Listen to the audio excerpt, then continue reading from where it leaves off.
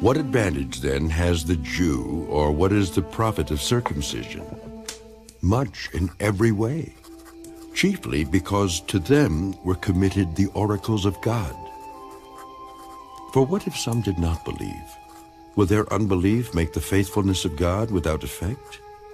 Certainly not.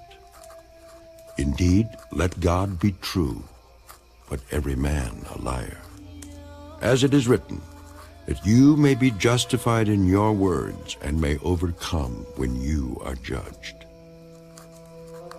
But if our unrighteousness demonstrates the righteousness of God, what shall we say?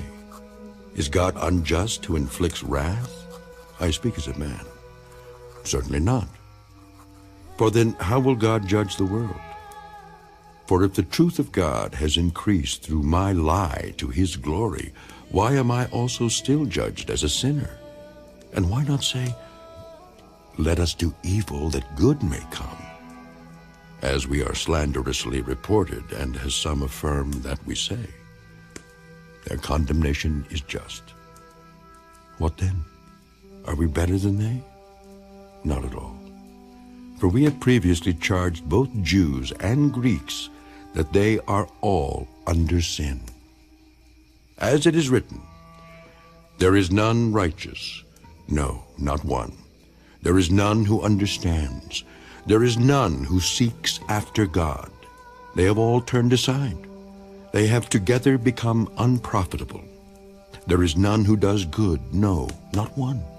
Their throat is an open tomb. With their tongues they have practiced deceit. The poison of asps is under their lips, whose mouth is full of cursing and bitterness. Their feet are swift to shed blood.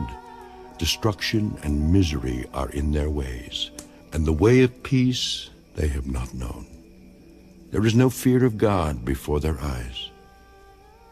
Now we know that whatever the law says, it says to those who are under the law, that every mouth may be stopped, and all the world may become guilty before God. Therefore by the deeds of the law no flesh will be justified in his sight, for by the law is the knowledge of sin. But now the righteousness of God apart from the law is revealed, being witnessed by the law and the prophets, even the righteousness of God, through faith in Jesus Christ, to all and on all who believe. For there is no difference, for all have sinned and fall short of the glory of God, being justified freely by his grace through the redemption that is in Christ Jesus, whom God set forth as a propitiation by his blood, through faith, to demonstrate his righteousness, because in his forbearance God had passed over the sins that were previously committed, to demonstrate at the present time his righteousness, that he might be just and the justifier of the one who has faith in Jesus.